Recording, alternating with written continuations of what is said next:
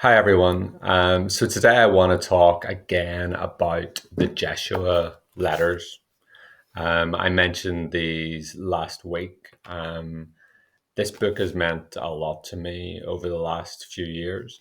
And the Jeshua Letters are really a channeled message that JM received from the 1980s through to about 1990, I believe.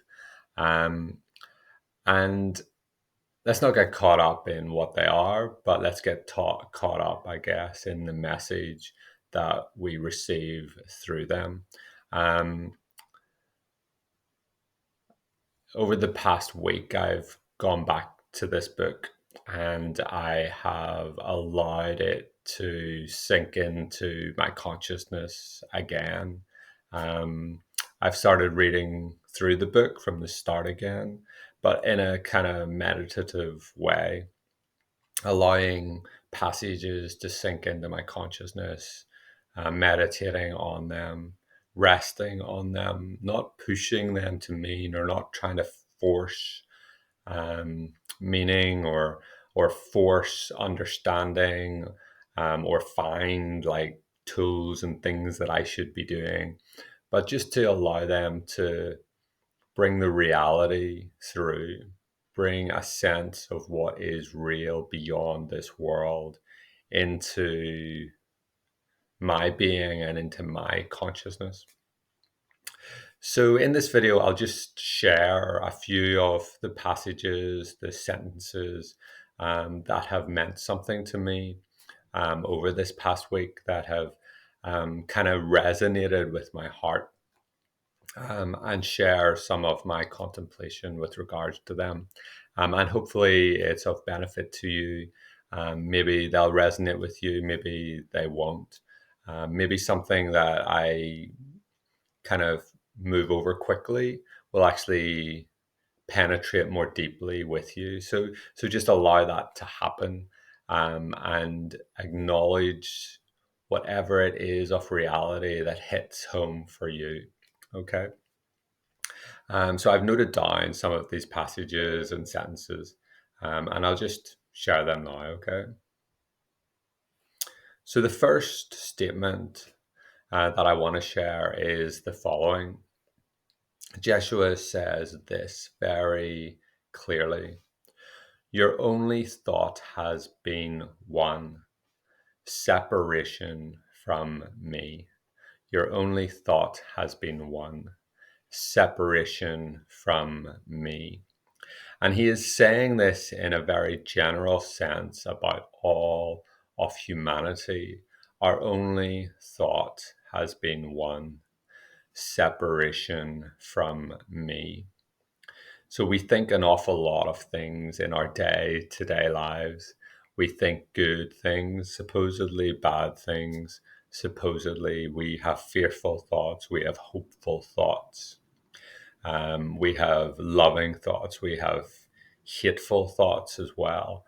And what he is saying is that no matter what these thoughts, no matter what the thoughts of the people of this world, the thoughts of humanity, um, they are all but one thought. They can all be brought down into this one thought that is separation from me. There's a concept that goes throughout the Jeshua letters of the oneness of the Son and the oneness of the Father and the Son. And it is this separation from that oneness that he is referring to. And all our thoughts are this separation. So this is important grounding, I guess, for all of the Jesuit teachings, all of the teachings within the way of mastery. And hence it's very important to well, is it very important? It's helpful and useful to meditate and to contemplate on this consideration and recognize or allow it to seep in for yourself that all of your thoughts are of separation from the oneness. I'll just move on to the next section that really stood out for me and has resonated for me. Jeshua says this I give you as the way of life. Releasing this thought brings forth into recognition what alone is real. This I give you as the way of life. Releasing this thought brings forth into recognition what alone is real. So he's providing the way of life, and he's saying that it is the releasing of the thought of the world, this thought of separation.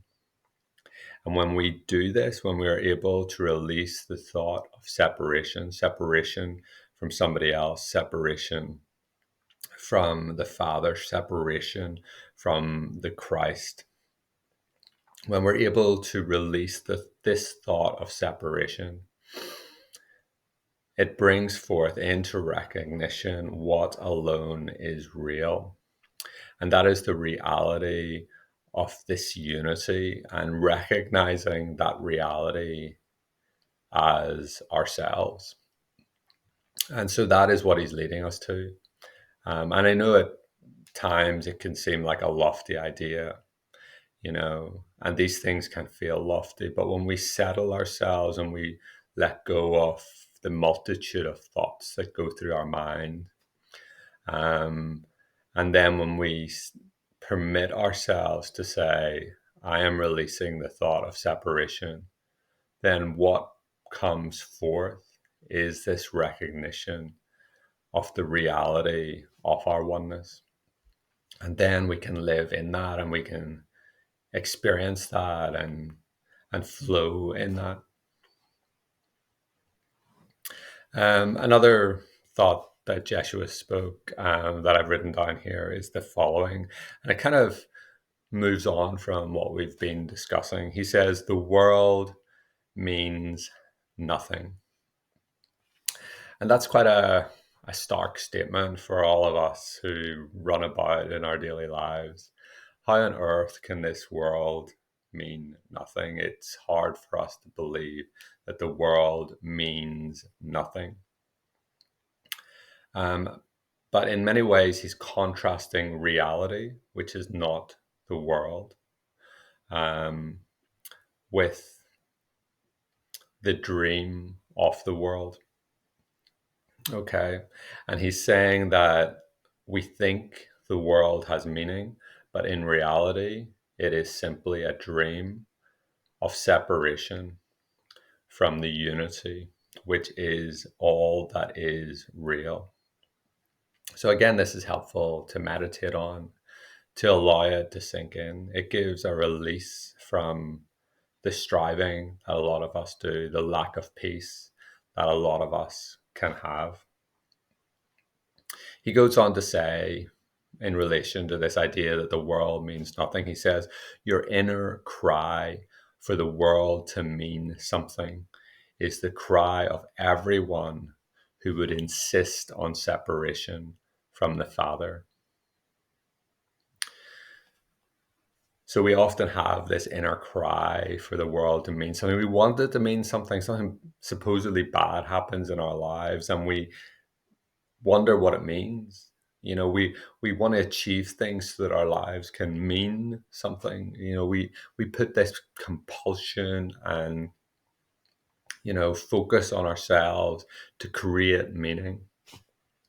But what Jeshua is saying is that this search for meaning, this desire for meaning, is actually the cry of everyone who would insist on separation from the Father. And it's that insistence that in effect creates the pain, that creates the lack of peace. So I'll go on to the next statement, which I think is really quite stark and quite powerful. But I guess that's the meaning that I'm attributing to it. But let's see how it resonates for you. Jeshua says this is the salvation of the world. So he's talking about what the salvation of the world is. This is the salvation of the world, that it does not, nor has it ever existed. This is the salvation of the world, that it does not, nor has it ever existed. So we often wonder what will save the world. Will it be human organization, like big government? Will it save the world? Is it some lofty God way up in the sky who will come and save the world? Is it up to us as individuals to stand up and to save the world? We think all these sorts of things, but remember, there is but one thought: separation from the Father, separation from me, from self, the divine self. But this is what salvation is. The salvation of the world is that it does not, nor has it ever existed. It is the grand illusion that we play out in this demand to insist on our separation. So again, I've been meditating on this, allowing it to sit with me this week. And it's been freeing and restful. It might seem like it wouldn't be, but in a sense it is. I think the truth resonates, reality resonates, and we feel it. Okay. So, yeah, contemplate it yourself, consider it for you, allow it to sink into your consciousness and receive that reality that, in effect, you know and you've always known and is part of you. So, I want to end with a longer paragraph, really. Um, and it touches on what we've just said. We talked about allowing just now. So Jeshua says this, I think it's within chapter 2 or 3, it's probably 3 of the Jeshua Letters. One cannot make the dream end because the dreamer is part of the dream. Allowing is the process of surrendering the dream of the dreamer himself. When the dream dissolves, so too does his dream. Sorry, when the dreamer dissolves, I think I said dream. When the dreamer dissolves, so too does his dream. There is then only the kingdom, which alone has always been. So allowing is the process of surrendering the dream of the dreamer himself. When the dreamer dissolves, the dreamer being our ego self, our false self, the self we believe ourselves to be in our day-to-day lives. When the dreamer dissolves, so too does his dream. And then this allows us to see what is left. What is left is the kingdom, which alone has always been. The kingdom is the reality. The kingdom is the reality that we are and we are a part of, that we are not separate from. And when we can allow and release the dream, then the kingdom remains and we can live in that reality.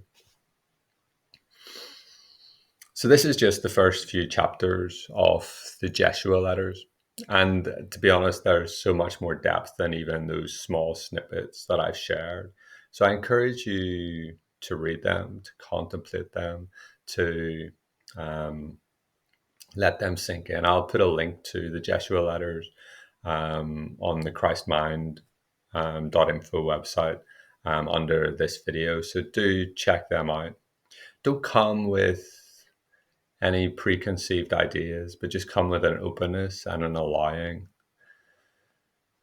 to receive what is real and to simple reality is that you recognize reality when you allow it, when you permit it to resonate with the reality that is in effect always within you. So yeah, if you've appreciated this, please subscribe to my channel. Please leave a comment if there's a question you might have, or if something resonated that you'd like to share. Is there anything in um, the first few chapters of the Jeshua Letters that means something to you? And please feel free to share that as well. It's been great chatting to you today, and I just wish you the best week. And I'll talk to you again soon.